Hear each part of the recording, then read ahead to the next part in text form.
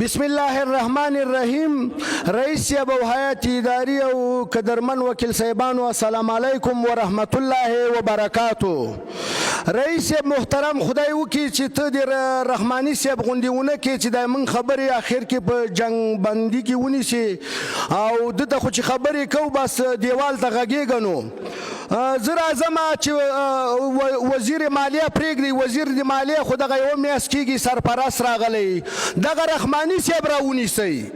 رحماني صاحب ته چې خبره وکړي چې د دا تیلو هغه ټیکس تا ولې نه ورکوي، دی وایي ما قرارداد خارجیانو سره ده. خارجیان خو وتل دا تیل یې تا له کوم ځای نه راځي؟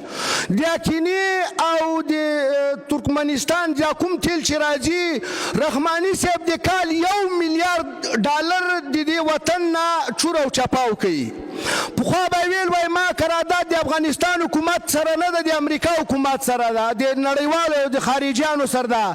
خارجیان خو سوتي دا تیل یې تا له کوم ځای ته راځي؟ چېرته پاکستان ته یې لیږي، عراق ته یې لیږي، هندوستان ته یې لیږي، چېرته یې لیږي دا تیل؟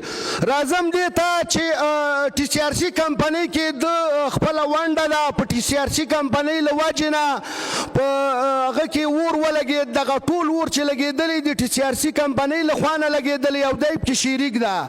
ځکه چې مخکې یو شپږ اووه میاشتې مخکې هغه عدلیه او قضایي کمیسیون لاړ بررسي وکړه او د عدلیه او قضایي کمیسیون نه مې هم دا غوښتنه ده چې تاسو هم رحماني صاحب رانیولي، تاسو خو وکیلان یې، کمیسیون مستقل کمیسیون ده، تاسو ولې دغه ګزارش تالار ته وړاندې نه کړ؟ د عدلیه او قضایي کمیسیون باندې مې دا غږ ده چې خپل ایمانداري او ایمان تیر کړي، هغه کومه بررسي چې کړې ده ګزارش تالار ته ورکړي.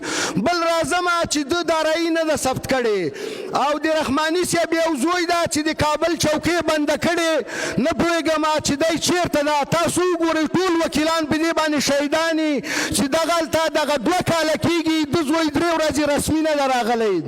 نو د خدای وکړي رئیس صاحب چې دغه موضوع دې موږ په آخري کې ونیسي چې دې ټي سي آر سي کمپنۍ ته یو بل هیات او د تفتیش کمیسیون جمع که نور کوم کمیسیونونه ورسره ځي او دا بیا بررسي کړي او عدلیه او قضایي کمیسیون باندې بیا هم زه غږ کوم چې تاسو خو مستقله وکیلان یې، ولې دغه ګزارش تالار ته نه ورکوئ؟ او راځم د دې نظام دومره موضوع د نظام نه موږ ملاتړ کړی او د نظام سره باید موږ ودرېږو، ټولو افغانانو باندې غږ کوو چې دا 2 میاشتې جنګو شدت اخیستی، خپلو نظامیانو سره څنګ په څنګ ودرېږئ، تشویق یې کوي او دوی سره لاس په لاس شي چې دا وطن بیا یلغرګرو ته بیا په لاس ورنسي او دغه وطن کې 8 جاسوسان دي، دا یو وطن نظام کې دوی کته. تشکر. محترم گلرحمان همدرد. بسم الله الرحمن الرحیم. یوه دقیقه خوراکي که نه؟ او شاپور یوه دقیقه راکړئ، خیر ده ما کله یوه دقیقه ورکړئ، پروا نه.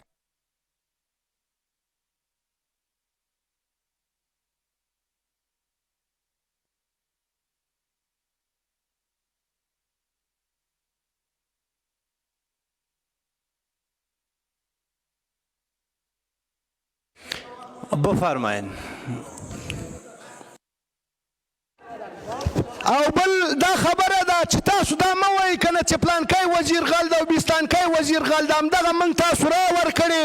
راځئ چې اول دې تالار نه د رئیس نه ونیسو چې دا کوم فساد کوي چې رئیس ته ووایي چې دا فساد نور باس ته په خېټه موړې که نه موړ، ټول وطن یې چور کړ. ټول مخکې دا هم دا یوه خبره کوي، ډېرو وکیل صاحبانو ته دی وایي، خپله هم د دې میک نه ویلي چې ما قرارداد د افغانستان حکومت سره نه ده، خارجیانو سره ده.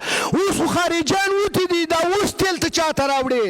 نو د رئیس صاحب د خبره په اخري کې دغه په جنګ بندي کې ونیسه چې دې ته یو کمیسیون وټاکي او عدلیه او قضایي تیاره بررسي کړې ده، هغې ته هم ویلي دي چې تالار ته هغه مه ورکوي ګزارش. نو رئیس صاحب تا نه هم غوښتنه دا ده چې په اخري کې ونیسي. ومن الله توفیق.